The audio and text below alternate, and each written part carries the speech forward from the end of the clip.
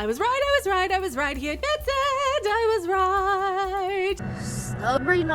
The McDonaldization is destroying the film industry. The good time, great taste of McDonald's.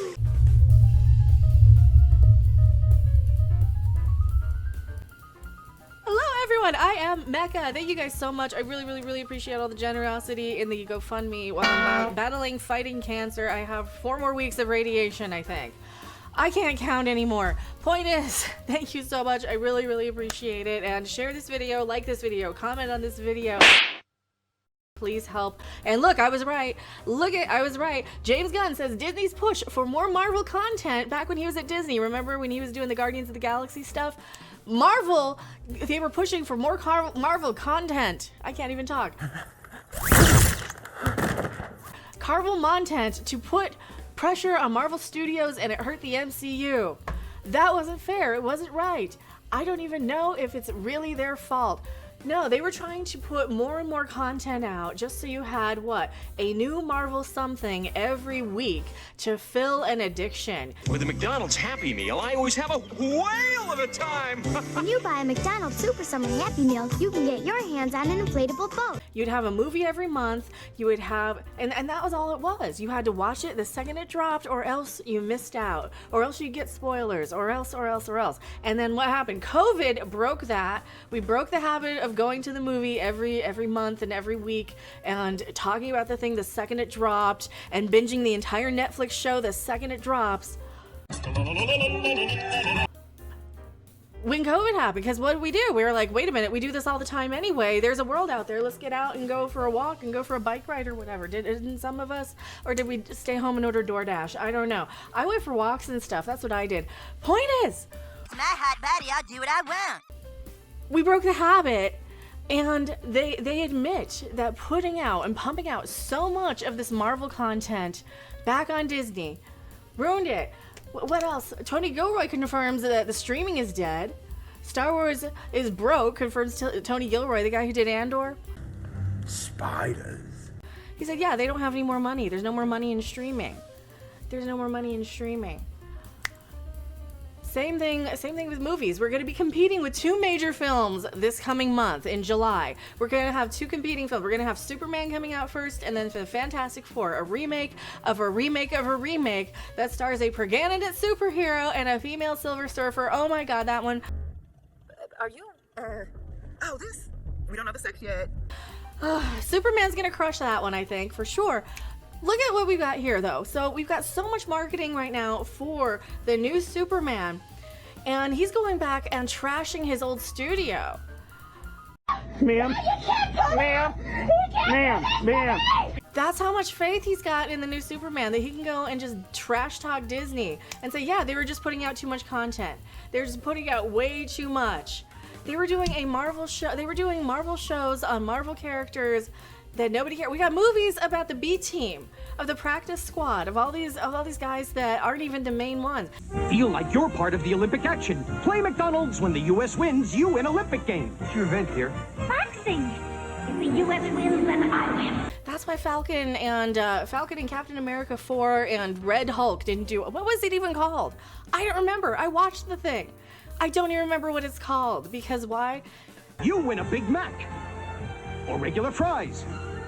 Or regular Coca-Cola. Or win up to $10,000 instantly. Sam, good character as a side character. Bucky, great character as a side character. Falcon and Winter Soldier was terrible because halfway through you had a little girl, Enfys Nest, played by, it wasn't even play, she didn't even play Enfys Nest.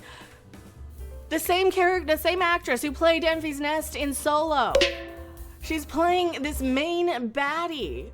This 80-pound little girl who looks 15 beating up super soldiers with super serum and removable bionic arms that they throw in the dishwasher.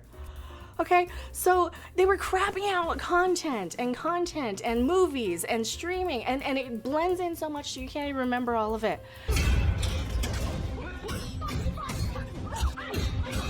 You can't even remember which thing was which because you got a little piece of it here, you got a little piece of it there. With the MCU on Disney Plus alone, you have Kingpin in 3 or 4 shows. None of them are good. I've lost some weight, gained muscle. I'm not gonna spar with you, Murdoch. No, I wasn't asking you to. None of them are good. So now we're pushing over. So James Gunn's now over on Warner, and he said to heck with Disney, to heck with all that, to heck with Marvel. He's throwing them under the bus.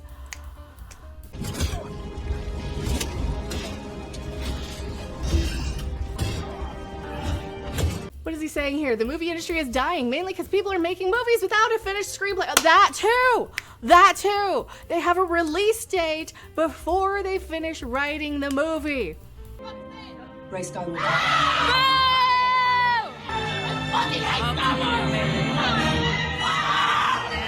That is the McDonaldization of it. They have these assembly line, oh, well, we'll just fill it in as we go. We'll ask the internet what they want and then blame them for it when it flops. Because what are they gonna want? You're gonna have one bot marketing account wanting one thing and another bot farm wanting another. Oh, that's another thing that was completely exposed. And we're gonna get to the bot farms that these studios use and admit to using.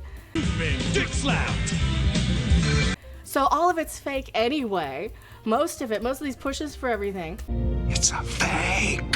We killed a project at DC Studios that everybody wanted to make the movie. It was greenlit, ready to go, but the screenplay wasn't ready. So at least he's doing the right thing and saying, you know what, without a screenplay, we aren't gonna make it. Look at Rise of Skywalker. That had how many different versions? They kept reshooting it, they kept refilming it, because why? They were writing it as they went, because they didn't know how to end it. How do you end Star Wars? For crying out loud. How do you end the movie saga of Star Wars? Spiders. Well, you just don't. That's what their answer was. They just don't. They just continue it and reboot it and remake it and continue and continue and continue. It's annoying, yeah. Yeah, it is very annoying.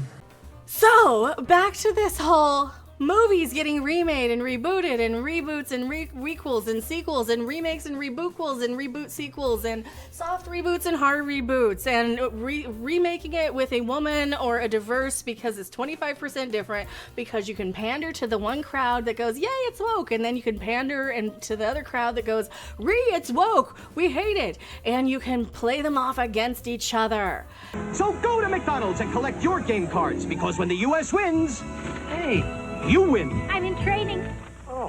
You can play them off against each other, which is what they're doing now. The studio is now playing off the Snyder people. If they were real people at all to begin with. You're welcome. Saying James Gunn confronts the Zack Snyder fans trying to tank Superman at the box office. He says, I think we will survive.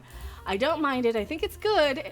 I think you don't want to have everybody root for you. I have an actor who reads everything online, and this actor gets so upset over things that people say. First off, you realize that the trailer came out and the reaction was 98% positive.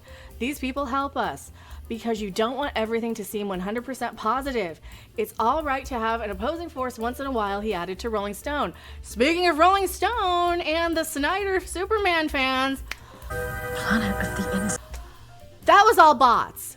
That was literally all bots. Rolling Stone says so. Superman director James Gunn, you don't want everybody to root for, that's the wrong article.